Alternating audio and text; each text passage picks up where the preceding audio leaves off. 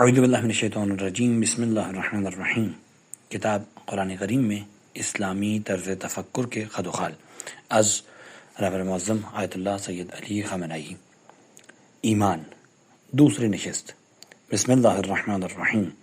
انما المؤمنون الذین اذا ذکر اللہ وجلت قلوبهم واذا تلیت علیہم آیاتہ زادتہم ایمانا وعلی ربہم یتوکلون الذین یقیمون الصلاۃ ومما رزقناہم ینفقون اولئک هم المؤمنون حقا لهم درجات عند ربہم ومغفرۃ ورزق کریم۔ یسألونک عن الانفال، اے پیغمبر انفال کے بارے میں آپ سے سوال کرتے ہیں کہ انفال کس لیے ہے اور کس کا حق ہے۔ انفال کا مختصر طور پر یہ ترجمہ ہو سکتا ہے، انفال یعنی ایسا مال جو تمام مسلمانوں سے متعلق ہے۔ مثلا اس کا ایک نمونہ وہ مال غنیمت ہے جو جنگ میں مسلمانوں کو حاصل ہوتا ہے۔ پہلی مرتبہ یہ مسئلہ مسلمانوں کو جنگ بدر میں پیش آیا۔ مسلمان ایک دوسرے سے بحث کرتے تھے کہ یہ مال غنیمت کس کا حق ہے۔ ان کے درمیان اختلاف پیدا ہوا، پیغمبر اکرم سے سوال کیا گیا۔ قرآن کی آیت جواب کی صورت میں پیغمبر اکرم کو الہام ہوئی، قل الانفال للہ ورسولہ۔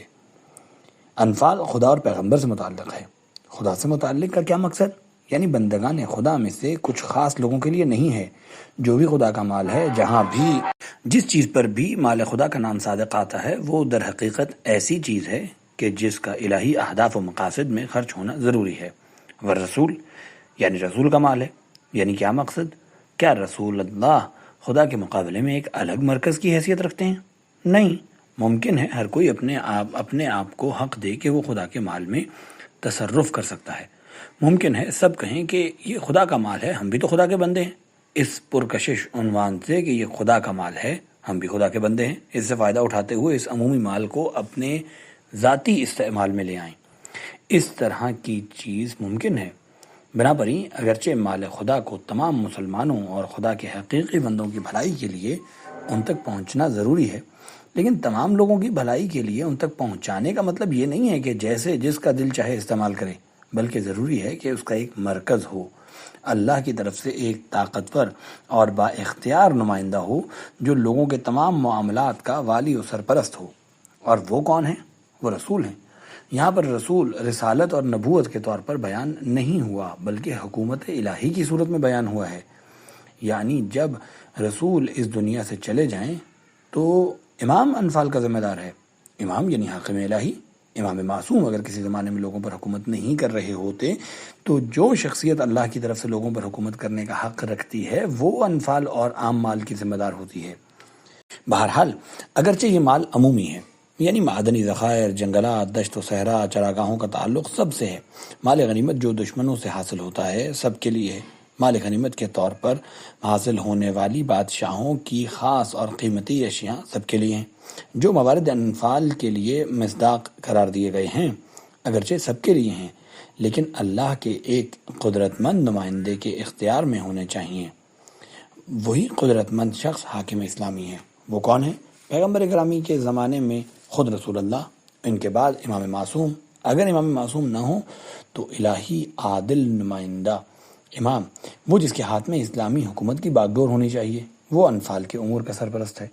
یہ آیت کا پہلا حصہ ہے۔ البتہ ہماری گفتگو کا تعلق آیت کے پہلے حصے سے نہیں ہے۔ انفال کے مصرف کو متعین کرنے کے بعد خداوند متعال فرماتا ہے، فاتقوا اللہ وَأَصْلِحُوا ذَاتَ بَيْنَكُمْ وَأَطِیعُوا اللَّهَ وَرَسُولَهُ إِن كُنتُم مُؤْمِنِینَ۔ اگر آپ مومن ہیں تو ان تین کاموں کو انجام دیں۔ پہلا، تقوی الہی کو اختیار کریں، فاتقوا اللہ یعنی خدا سے ڈریں، وَأَصْلِحُوا ذَاتَ بَيْنَكُمْ اپنے درمیان آپس میں صلح و صفائی سے کام لیں، اختلاف کو اپنے درمیان سے نکال دیں۔ جو لوگ غیر حقیقی گفتگو کرتے ہیں حق کی حمایت میں ان سے ہاتھ اٹھا لیں، اپنے درمیان سے اختلافات کو ختم کر دیں۔ وَأَصْلِحُوا ذَاتَ بَيْنَكُمْ اپنے درمیان صلح و صفائی سے کام لیں۔ یہ دو بڑے تاکیدی حکم تھے۔ تیسرا حکم ایک کلی مطلب ہے اور تمام نیک کاموں کی بجاوری اور برے کاموں سے اجتناب سے متعلق ہے، یعنی وَأَطِیعُوا اللَّهَ وَرَسُولَهُ خدا اور اس کے رسول کی اطاعت کریں، ان کنتم مؤمنین اگر آپ مومن ہیں۔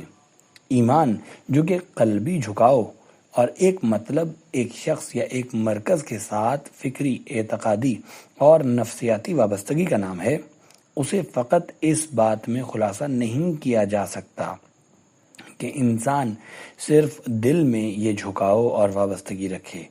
ایمان صحیح معنوں میں اس وقت وجود رکھتا ہے جب انسان اس پر عمل کرے۔ اس وقت ایک شخص اپنے حقیقی مومن ہونے کا دعویٰ کر سکتا ہے، جب ایمان کے تقاضوں اور ایمان کے عہد و پیمان کا پابند ہو۔ ایک شخص اس وقت کہہ سکتا ہے کہ میں خدا پر ایمان اور اعتقاد رکھتا ہوں جب اس کی زندگی اور اس کے وجود کی کتاب کا متن منکر خدا کی زندگی سے فرق رکھتا ہو۔ قرآن کی آیت یہاں پر صراحت کے ساتھ بیان کر رہی ہے۔ یہاں پر عقلی حساب و کتاب نہیں کہ شک و شبہ پیدا ہو اور دلائل دینے پڑے ہیں، بلکہ ضروری ہے کہ ان کاموں کو انجام دیں اگر مومن ہیں۔ انہی کاموں میں سے ایک واطیع اللہ و رسولہ، خدا و پیغمبر کی اطاعت کریں، انہی کے حکم کو بجا لائیں۔ حکم خدا کیا ہے؟ جو بھی ہے واضح ہے کہ خدا نے لوگوں کے مال میں، لوگوں کی جان میں، لوگوں کی زندگی میں، انسان کے ایک دوسرے سے رابطے میں، انسان کے خدا کے ساتھ روابط میں، انسان کے حیوانات کے ساتھ رابطے میں، حتیٰ کہ نباتات کے ساتھ رابطے میں کچھ عہد و پیمان، ذمہ داریاں، واجبات اور وظائف معین کیے ہیں۔ اگر ان امور میں خدا کی اطاعت کی تو اپنے آپ کو مومن کہہ سکتے ہیں، ورنہ اگر انسان کا دل ایک مرکز سے وابستہ تو ہو لیکن اس وابستگی کی شعائیں عمل میں، ہاتھ میں، پاؤں میں، دیگر اعضاء و جوارح میں منعکس نہ ہوں تو ایسے ایمان کا کوئی فائدہ نہیں ہے، بلکہ بنیادی طور پر اسلام کی نظر میں ایمان کا نام اس پر صادق ہی نہیں آتا۔ یہ ہے قرآن کی منطق۔ فاتقوا اللہ، خدا کی نافرمانی سے ڈرو، وَأَصْلِحُوا ذَاتَ بَيْنِكُمْ، اپنے درمیان میں صلح و صفائی سے کام لو، وَأَطِیعُوا اللَّهَ وَرَسُولَهُ، خدا اور اس کے رسول کی اطاعت کرو، ان کنتم مؤمنین، اگر تم مومن ہو۔ اس آیت کے آخر میں مومنین کا نام آنے کی مناسبت سے خداوند متعال اس کے بعد والی آیت میں مومنین کی صفات اور ان کی شرائط کو بیان فرما رہے ہیں۔ یعنی کیا؟ انما المؤمنون الذین اذا ذکر اللہ وجلت قلوبهم واذا تلیت علیہم آیاتہ زادتہم ایمانا وعلی ربہم یتوکلون الذین یقیمون الصلاة ومما رزقناہم ینفقون اولئک هم المؤمنون حقا۔ یہاں پر حقیقی مومن کے لیے 5 صفات معین کی گئی ہیں۔ ممکن ہے یہ 5 صفات بولنے اور سننے والے کے اندر نہ پائی جائیں، لیکن اگر کوئی شخص ان 5 صفات کو پانے کے لیے سعی و کوشش اور محنت کرے، پھر جا کے ایمان کی راہ میں، ایمان کے اہداف کی راہ میں جد و جہد کرے، تو وہ اپنے آپ کو مومن کہنے کا حقدار ہے۔ حقیقی مومن وہ ہے جس کے اندر یہ 5 صفات موجود ہوں۔ پہلی، انما المؤمنون، یعنی مومن فقط وہ ہیں، الذین، وہی ہیں، اذا ذکر اللہ، کہ جب اللہ کا ذکر ہو، وجلت قلوبہم، تو ان کے دل خوف سے لرز جائیں۔ یعنی کیا مطلب؟ اللہ سے خوف کا کیا معنی ہے؟ انسان کے وجود کی خاصیت یہی ہے، انسان کی روح اور جسم کی ترکیب اس کا سبب بنتی ہے کہ ہر باعظمت چیز کے مقابلے میں ہر انسان خوف کا احساس کرتا ہے۔ یہ خوف کی حالت اس لحاظ سے نہیں ہے کہ اس سے ڈرتا ہے، ممکن ہے وہ اپنے اندر کوئی ڈر نہ رکھتا ہو، یہاں ڈر کا تعلق گناہ سے نہیں ہے، بلکہ یہ ڈر اس کی عظمت کے مقابلے میں اپنے اندر حقارت کے احساس سے جنم لیتا ہے۔ اس طرح کا خوف خدا بجا اور صحیح ہے، ضروری، لازمی اور مفید ہے۔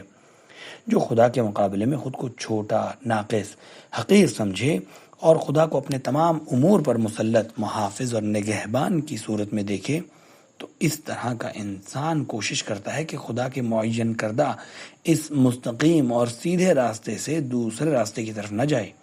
ایک مسلمان انسان میں اور ایک مسلمان معاشرے میں سعی و کوشش اور عمل کے نفاذ و اجرا کا سب سے بڑا ضامن یہی ہے۔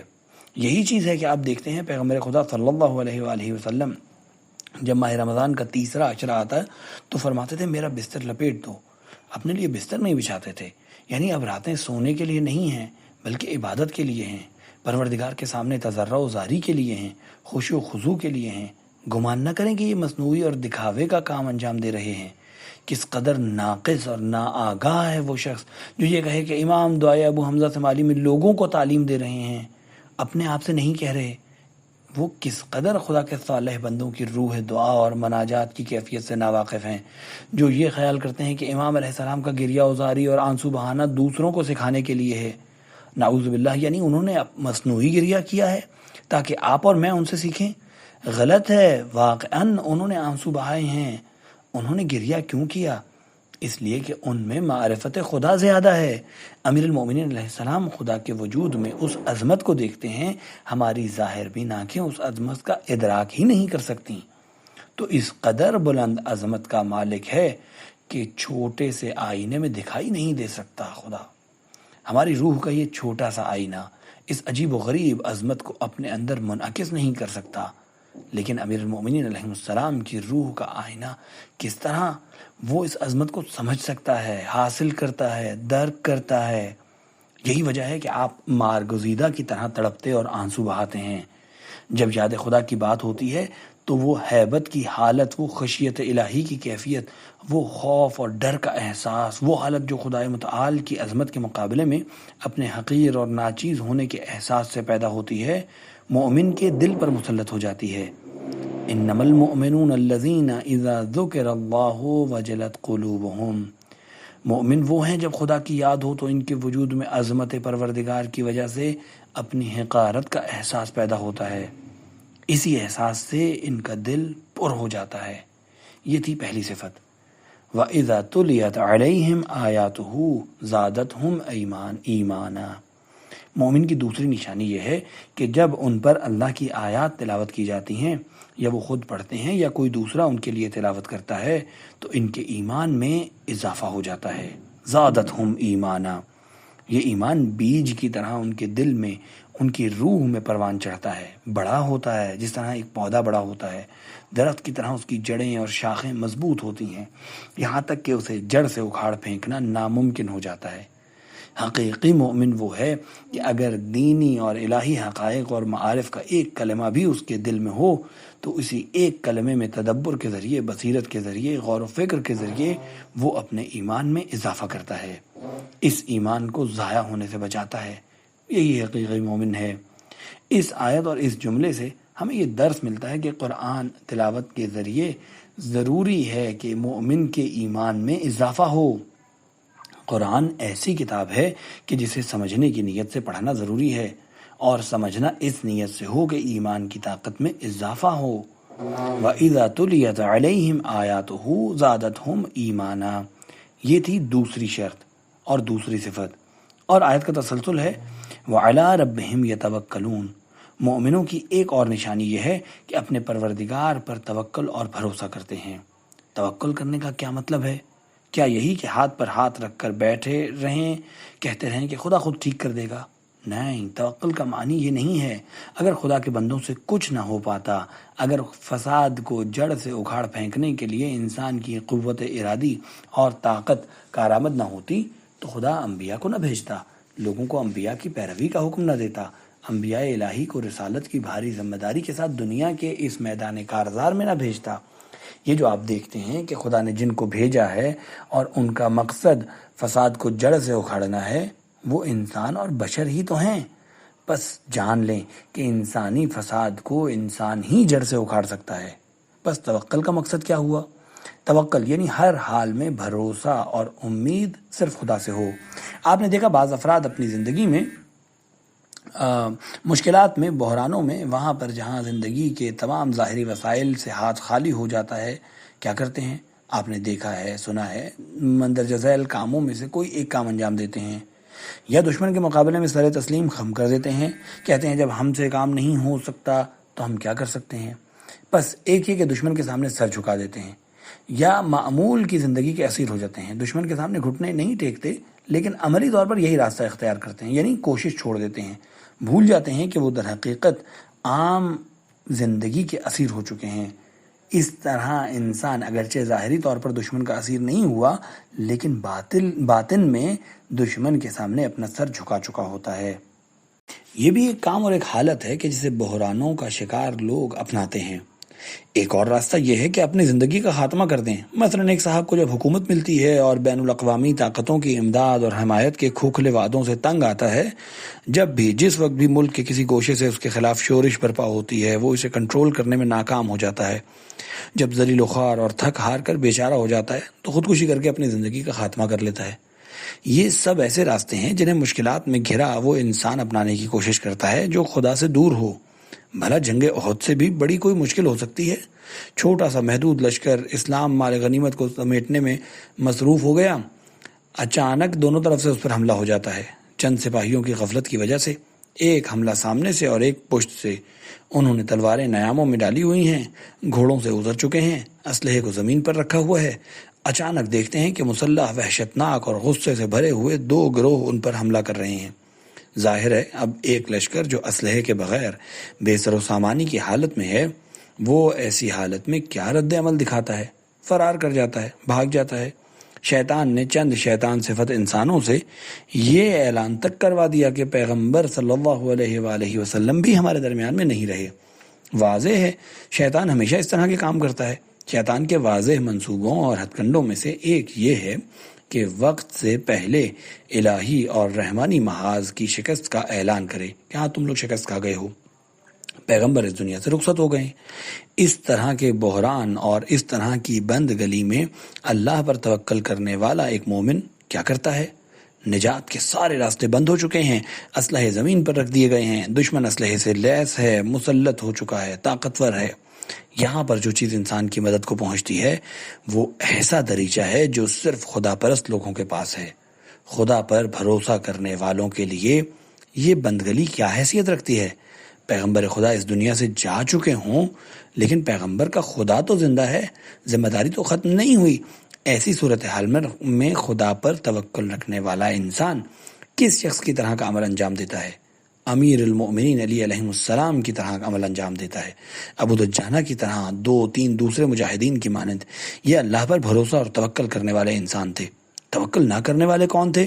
وہ لوگ جنہوں نے احد سے مدینہ تک پیٹھ دکھائی اور شہر کے دروازے کی طرف بھاگنے میں اپنی عافیت جانی۔ اب دیکھا آپ نے کہ توکل کسے کہتے ہیں؟ وہ شخص جو توکل کو ہاتھ پر ہاتھ رکھنے، انجانے مستقبل کی امید میں بغیر کوشش کے بیٹھنے اور اپنے ایمان کو اپنی قوت و طاقت سے سلب کرنے کے معنی میں لیتا ہے۔ وہ شخص جو توکل کو انسان کے ارادے اور اس کی قوت و طاقت پر خط بطلان کھینچنے کے معنی میں لیتا ہے، اس طرح کا انسان یا توکل کو نہیں سمجھتا یا اسلام کا مفہوم نہیں سمجھتا، توکل کا ادراک نہیں رکھتا یا نہیں سمجھتا ہے لیکن شرف حاصل نہیں کرتا، چاہتا ہے کہ توکل کے معنی کو تبدیل کرے تاکہ اس طرح توکل نہ کرنے والے لوگوں میں اضافہ ہو کہ جنہیں اسلام سمجھنا نصیب نہیں ہوتا۔ توکل کا معنی یہی ہے، وَعَلَىٰ رَبِّهِمْ يَتَوَكَّلُونَ۔ میری نظر میں انسان کے لیے زندگی کی صحیح و کوشش میں 2 طاقتور پر ہیں، ایک صبر اور دوسرا توکل۔ جس امت کے پاس یہ 2 پر ہوں گے وہ دشمن کے نشانے سے دور رہے گی، صبر کا پر اور توکل کا پر۔ وَعَلَىٰ رَبِّهِمْ يَتَوَكَّلُونَ، یہ تھی مومن کی 3 علامتیں۔ چوتھی علامت، الَّذِينَ يُقِيمُونَ الصَّلَاةَ، وہ لوگ نماز قائم کرتے ہیں۔ جناب والا توجہ کیجئے، الَّذِينَ يُصَلُّونَ اور الَّذِينَ يُقِيمُونَ الصَّلَاةَ کے درمیان ایک فرق ہے۔ یصلون یعنی نماز پڑھتے ہیں۔ اگر فقط نماز پڑھنے کا بیان ہوتا اور صرف خم و راست ہونا، اٹھک بیٹھک کرنا مقصود ہوتا تو یہاں یقیمون الصلاۃ کہنا ضروری نہیں تھا، صرف الذین یصلون کہہ سکتے تھے، یعنی وہ لوگ ہیں جو نماز پڑھتے ہیں۔ واضح ہے کہ یقیمون الصلاۃ یعنی نماز کو قائم کرتے ہیں، نماز پڑھنے کے علاوہ ہے، ایک دوسری چیز ہے، ایک بلند و بالا حقیقت ہے۔ آپ کی نظر میں یہ حقیقت کیا ہے؟ نماز کو قائم کرنا، اس کا کیا مطلب ہے؟ اس بارے میں مختلف نظریات ہو سکتے ہیں، ممکن ہے سب نظریات ٹھیک ہوں۔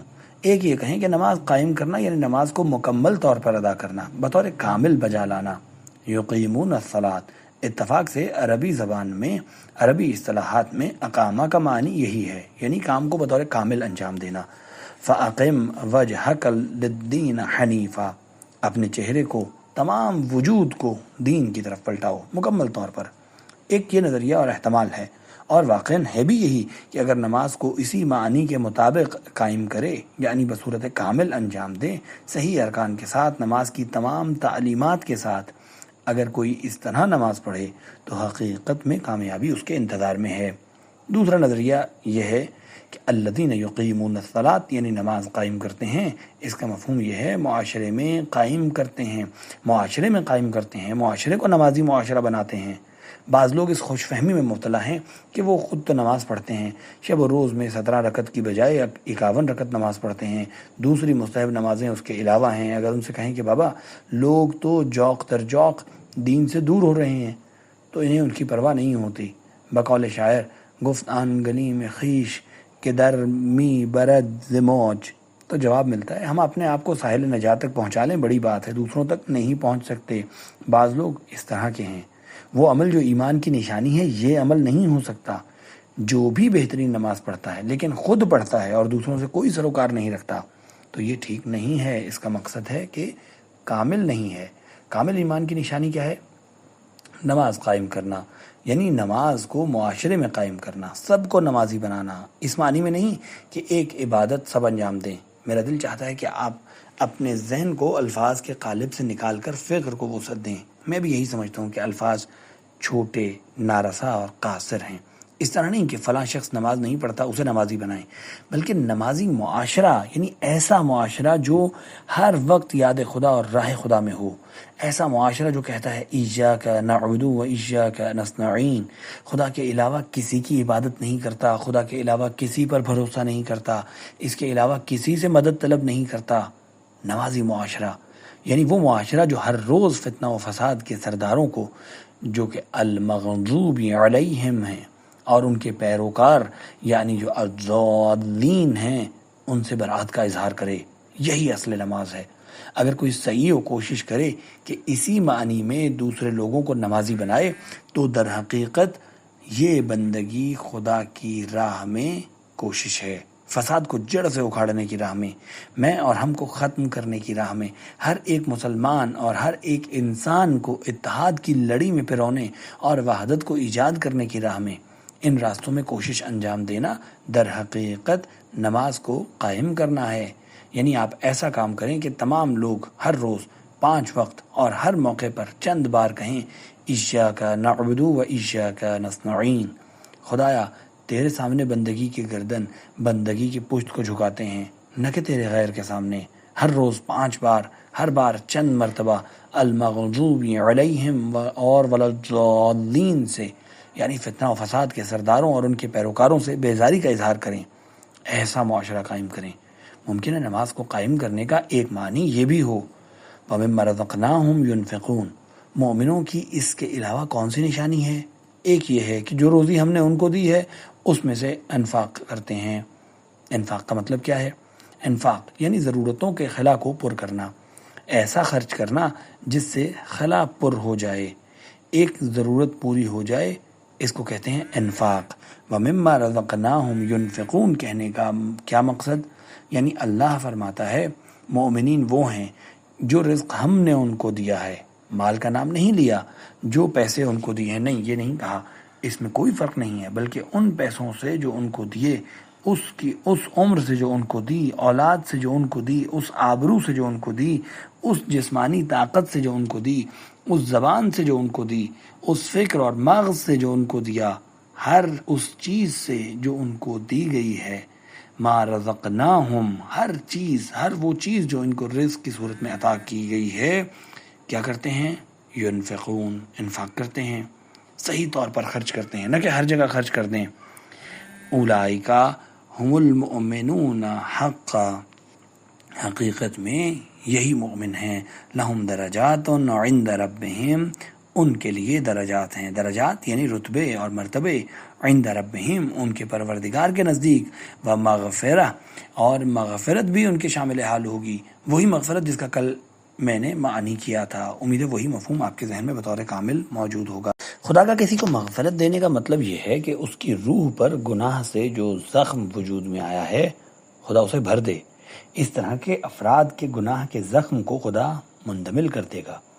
وَمَغْفِرَةٌ وَرِزْقٌ کریم، شریفانہ روزی، کریمانہ رزق، بغیر ذلت کے، بغیر تنگی کے، بغیر شرمساری کے اللہ اس طرح کی روزی ان کو دے گا۔ ایک معاشرہ اس وقت پاکیزہ اور شرافت مندانہ رزق، عزت و سربلندی اور کرامت حاصل کر سکتا ہے، اور اس وقت شریفانہ روزی کما سکتا ہے جب وہ مومن ہو، ان صفات کا حامل ہو۔ اگر اس طرح ہو تو وہ تمام نعرے جو آج کل دنیا کی سیاسی پارٹیاں ہر طرف سے میڈیا وغیرہ کے ذریعے، چاہے سچے ہوں یا جھوٹے، دنیا کی قوموں کے سامنے لگاتی ہیں، تمام نعرے اس ایماندار معاشرے میں عملی شکل اختیار کر سکتے ہیں۔